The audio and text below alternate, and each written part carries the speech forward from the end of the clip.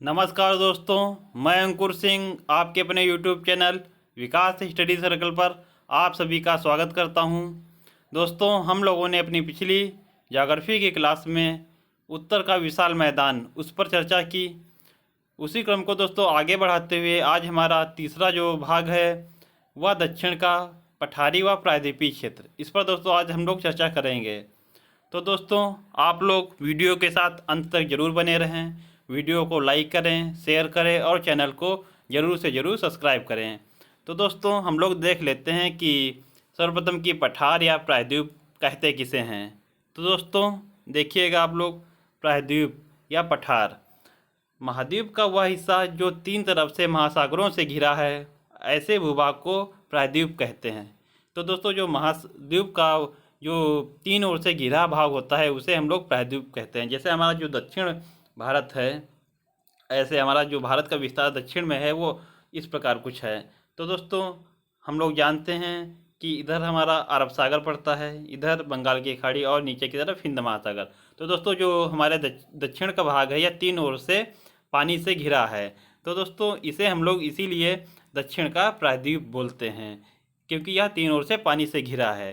तो ऐसे भूभाग को जो तीन ओर से पानी से घिरा है, ऐसे भूभाग को हम लोग प्रायद्वीप कहते हैं। और दोस्तों, यहीं पर आपको एक चीज़ और बता दूं कि हम लोग द्वीप किसे कहते हैं। तो द्वीप हम लोग उस एरिया को कहते हैं, उस भूभाग को कहते हैं जो चारों ओर से पानी से घिरा हो। जो चारों ओर से पानी से घिरा होता है उसे हम लोग द्वीप बोलते हैं, और जो तीन ओर से पानी से घिरा होता है उसे हम लोग प्रायद्वीप बोलते हैं। आगे देखते हैं दोस्तों, प्रायद्वीपीय भारत पूर्व में बंगाल की खाड़ी, दक्षिण में हिंद महासागर और पश्चिम में अरब सागर से घिरा है। तो मैंने आपको बताया कि जो प्रायद्वीपीय भारत हमारा है, पूर्व में बंगाल की खाड़ी और पूर्व में बंगाल की खाड़ी, इधर पश्चिम में आपका अरब सागर और दक्षिण में हिंद महासागर है। आगे बढ़ते हैं दोस्तों।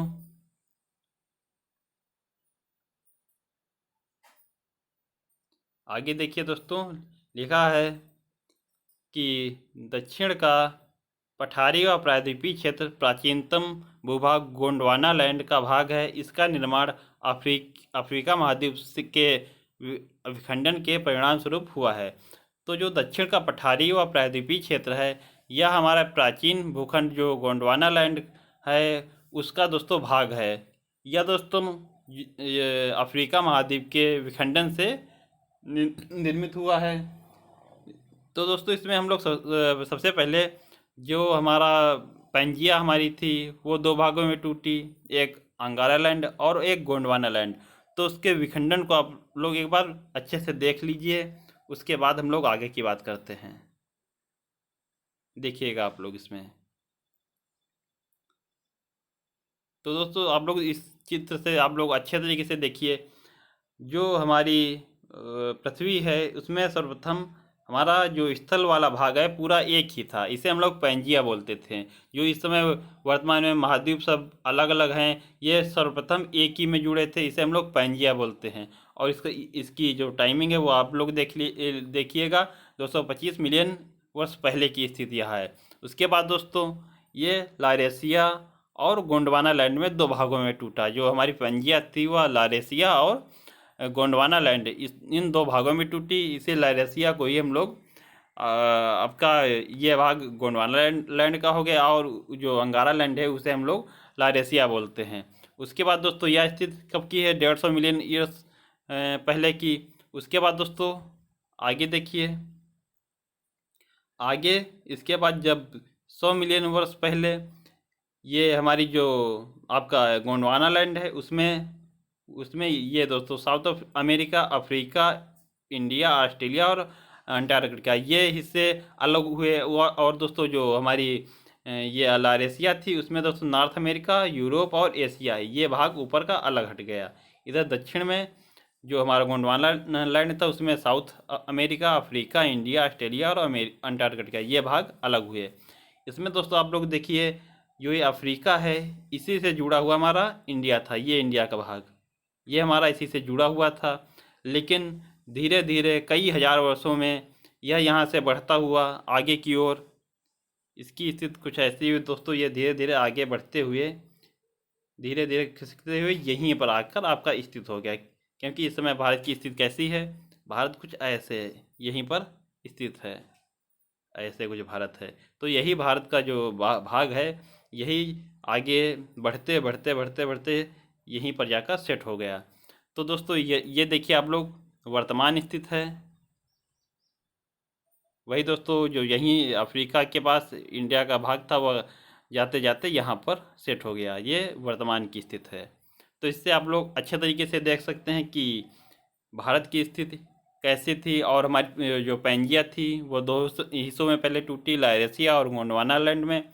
उसके बाद दोस्तों उनसे महाद्वीपों का निर्माण कैसे हुआ, और वर्तमान में भारत की स्थिति ये है। तो इसके आगे अब हम लोग आगे देखते हैं, चर्चा करते हैं इसके आगे। दोस्तों दक्षिण का पठारी व प्रायद्वीपीय क्षेत्र प्राचीन भूखंड गोंडवाना लैंड का भाग है। इसका निर्माण अफ्रीका महाद्वीप में विखंडन के परिणाम स्वरूप हुआ है। इसको दोस्तों जो पैंजिया हमारी है, इसमें दोस्तों जो गोंडवाना लैंड और अंगारा लैंड ये हमारे अलग हुए हैं। इसको हम लोग जब विश्व भूगोल पढ़ेंगे उसमें आप लोगों को अच्छे तरीके से बताएंगे कि किस प्रकार टूटा और किस भूगोल शास्त्री का क्या मत रहा इसमें। वो हम लोग जब विश्व भूगोल पढ़ेंगे तो उसमें बहुत अच्छे तरीके से उस पर वर्णन करेंगे। यहाँ दोस्तों हम लोग छोटे हल्के से हम लोगों ने देखा कि किस प्रकार पंजिया टूटी और किस प्रकार भारत का निर्माण हुआ है। तो दोस्तों जो दक्षिण भारत हमारा है, वो आप लोग इतना ध्यान रखिएगा, वह गोंडवाना लैंड का भाग है। यह भौतिक प्रदेश भारत का सबसे विशाल एवं सबसे प्राचीन भौतिक प्रदेश है। इसका क्षेत्रफल लगभग 16 लाख वर्ग किलोमीटर है। जो हमारा दक्षिण भारत है, इसका जो क्षेत्रफल है वह दोस्तों लगभग 16 लाख वर्ग किलोमीटर है। इसमें आप लोग देखिएगा दोस्तों, ये हमारा दक्षिण भारत है। इसमें दोस्तों जो हमारा प्रायद्वीपीय या पठारी क्षेत्र है वह दोस्तों इस प्रकार स्थित है। यह हमारा त्रिभुजाकार है इस प्रकार। यह दोस्तों जो हमारा पश्चिम में अरावली पर्वत से प्रारंभ होकर और पूर्व में शिलांग का पठार, या यह दोस्तों जो शिलांग का पठार है यह मणिपुर में स्थित है, और यहीं पर दोस्तों इसका विस्तार है। तो दोस्तों आप लोग देखिएगा, जो दक्षिण का पठार है वह अरावली पर्वत से प्रारंभ होकर इधर शिलांग के पठार तथा दक्षिण में कन्याकुमारी तक विस्तृत है, और यह इसका आकार त्रिभुजाकार है। आगे देखते हैं दोस्तों,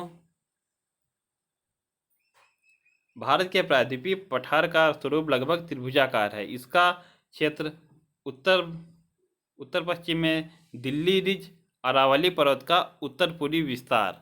जो दिल्ली रिज है यह अरावली पर्वत का उत्तर पूर्वी विस्तार है।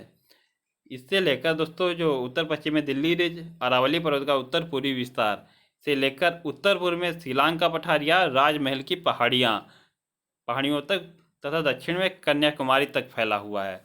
तो दोस्तों जो प्रायद्वीपीय भारत हमारा है वह उत्तर पश्चिम में दिल्ली रिज, जो अरावली पर्वत आपको ऊपर दिखाया है, ये हमारी जो अरावली पर्वत है, यहाँ पर दोस्तों दिल्ली यहाँ पर पड़ेगी आपकी, उसी में रिज पहाड़ियाँ हैं, वहाँ से लेकर इधर ये शिलांग का पठार और दक्षिण में कन्याकुमारी तक विस्तृत है। तो दोस्तों वही लिखा हुआ है कि उत्तर पूर्व में शिलांग के पठार या राजमहल की पहाड़ियाँ, जो राजमहल की पहाड़ियाँ हैं उसके दोस्तों पूर्व में ही शिलांग का पठार पड़ता है, और यह तथा दक्षिण में कन्याकुमारी तक फैला हुआ है। इसकी औसत ऊंचाई समुद्र तल से 600 से 900 मीटर तथा उत्तर से दक्षिण तक इसकी लंबाई लगभग 1600 किलोमीटर है। जो हमारा प्रायद्वीपीय भारत है, इसकी जो औसत ऊंचाई है समुद्र तल से यह दोस्तों 600 से 900 मीटर तथा उत्तर से दक्षिण इसकी लंबाई लगभग 1600 किलोमीटर है। ये दोस्तों जैसे इसमें जो हमारी इसकी ऊंचाई लगभग होगी वह 600 से 900 मीटर होगी, और जो उत्तर से दक्षिण ये विस्तार आपका है यह 1600 किलोमीटर होगा। आगे देखते हैं दोस्तों, प्रायद्वीपीय भारत में काली मृदा पाई जाती है जिसे दक्कन ट्रैप के नाम से जाना जाता है। इसकी उत्पत्ति ज्वालामुखी से हुई है और इसके शैल आग्नेय हैं। तो दोस्तों जो दक्षिण भारत है यह ज्वालामुखी, इसकी उत्पत्ति जो हुई है ज्वालामुखी से हुई है, और इसीलिए यहाँ पर काली मृदा पाई जाती है, जिसे दक्कन ट्रैप के नाम से भी जाना जाता है। आगे दोस्तों देखते हैं, जो हम लोगों ने अरावली पर्वत श्रेणी देखी, उसी पर दोस्तों आज हम लोग बात करेंगे। और इसी के मध्य दोस्तों यहाँ पर जैसे आपके पश्चिम की ओर अरावली पर्वत स्थित है, और इसी के मध्य दोस्तों यहीं पर आपके दक्षिण का जो प्रायद्वीप है, इसी में आपके बुंदेलखंड का पठार और बघेलखंड पठार, यहीं पर मालवा का पठार और दक्कन का पठार, यहीं पर दोस्तों सब स्थित होंगे। उन पर हम लोग एक एक कर बारी बारी से चर्चा करेंगे। तो आज हम लोग सर्वप्रथम देखते हैं अपना अरावली पर्वत, इस पर हम लोग आज चर्चा करेंगे। दक्षिण के पठार के दक्षिण का जो प्रायद्वीपीय क्षेत्र है, इसमें दोस्तों आज हम लोग अरावली जो पर्वत है, इस पर हम लोग आज चर्चा करेंगे। तो दोस्तों देखते हैं हमारी अरावली पर्वत श्रेणी। दोस्तों जो अरावली पर्वत श्रेणी है, यह हमारे 4 राज्यों में स्थित है। 4 राज्य कौन कौन से हैं आप लोग देखिए। ये गुजरात से लेकर, ये देखिए आप लोग इस प्रकार कुछ स्थित है। तो ये गुजरात से लेकर राजस्थान, उसके बाद हरियाणा और दिल्ली, इन 4 राज्यों में यह स्थित है। तो दोस्तों जो इसका सर्वाधिक भाग जो पड़ेगा वह राजस्थान में पड़ेगा। जो अरावली पर्वत श्रेणी है, इसका दोस्तों जो सर्वाधिक भाग है वह हमारे पड़ेगा राजस्थान में। और दोस्तों आप लोग देखिए, दिल्ली में यह दिल्ली रिज यहाँ तक जाती है। इधर दोस्तों गुजरात में आप लोग अहमदाबाद यहाँ तक मान सकते हैं इसका विस्तार। तो इसका विस्तार जो दक्षिण में है वह आप लोग अहमदाबाद से उत्तर में दिल्ली रिज जो दिल्ली में स्थित है, यहाँ तक आप लोग मान सकते हैं। और दिल्ली रिज में ही दोस्तों जो हमारे राष्ट्रपति का निवास होता है, रासीना हिल, वह यहीं स्थित है, दिल्ली रिज पर ही स्थित है। और दोस्तों इसमें आप लोग ध्यान रखिएगा, इसको जो ये हमारी अरावली पर्वत श्रेणी है, इसमें ही दोस्तों राजस्थान में जरगा पहाड़ी उदयपुर में स्थित है, हर्षनाथ की पहाड़ी अलवर में स्थित है, रघुनाथगढ़ जो सीकर में स्थित है। यह चीज़ आप लोग ध्यान रखिएगा। और आपसे प्रश्न अधिकतर बनता है कि अरावली पर्वत श्रेणी की सबसे ऊंची चोटी कौन सी है, तो वह कौन सी होगी? गुरशिखर। इसकी ऊंचाई 1722 मीटर है। और दोस्तों यह स्थित कहाँ है? यह माउंट आबू पहाड़ी पर जो सिरोही जिले में स्थित है, उसी की सबसे ऊंची चोटी गुरशिखर है, जिसकी ऊंचाई 1722 मीटर है। और आप लोग दोस्तों ध्यान रखिएगा, जो हमारा ये अरावली पर्वत श्रेणी है, यह उत्तर में इसकी ऊंचाई कम है और दक्षिण में बढ़ते बढ़ते इसकी ऊंचाई भी बढ़ती जाती है।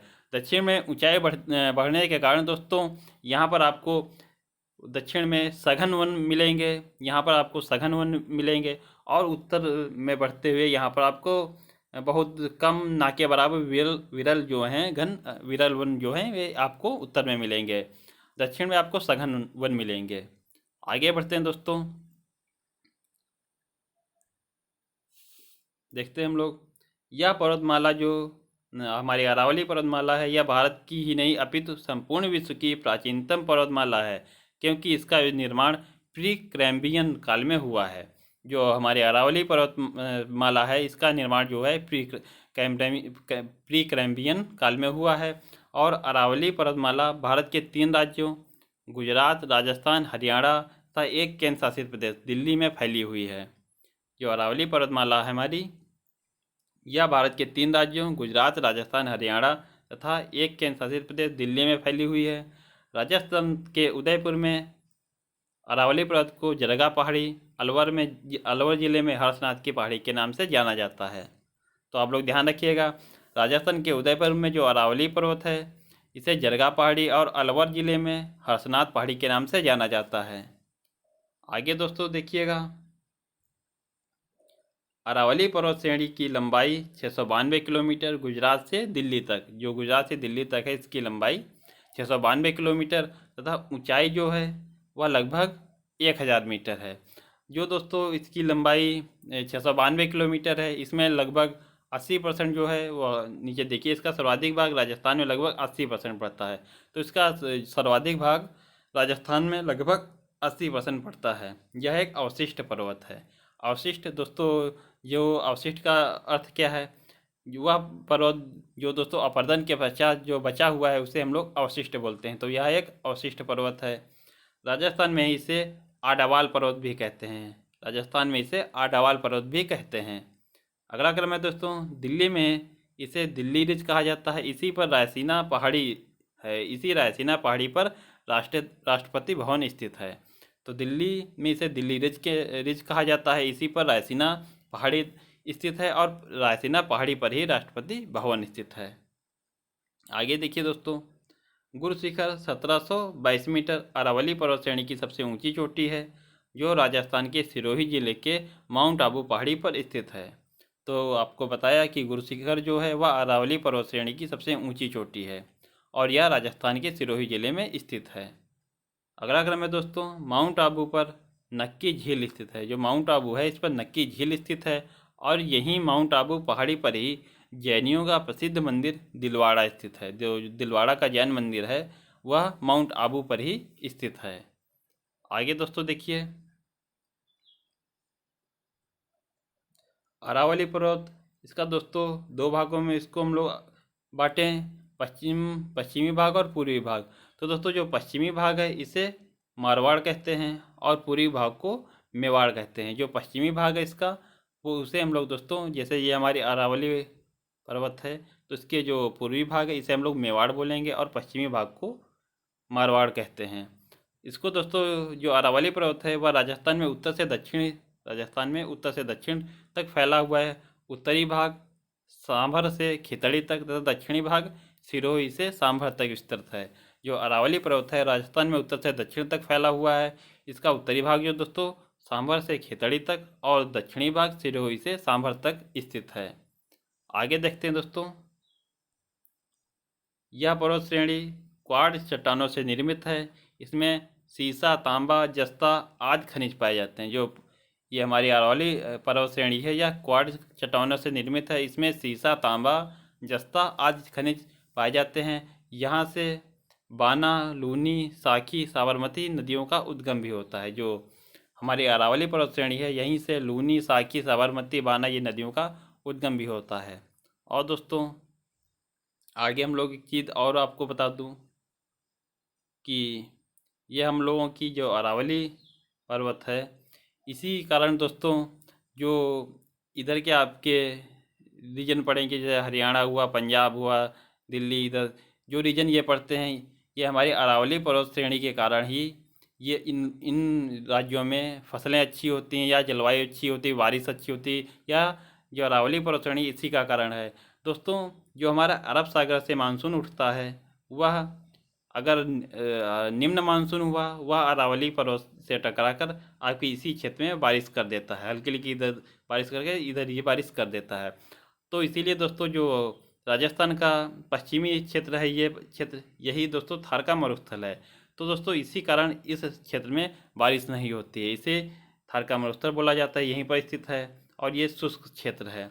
अगर दोस्तों मानसून जो अरब सागर से उठा वो अगर तेज हुआ तो दोस्तों इसी पहाड़ी के साथ चलता हुआ इधर दिल्ली में और ऊपर की ओर यहीं पर आकर ये बारिश करता है, यहीं पर आकर कर देता है। इसीलिए दोस्तों जो राजस्थान का पश्चिमी भाग है वह सभी शुष्क और रेतीला है। आशा करता हूँ दोस्तों आप लोगों को अरावली पर्वत श्रेणी अच्छे से समझ में आई होगी। तो दोस्तों आगे हम लोग अपने अगले वीडियो में इसके आगे कंटिन्यू करेंगे।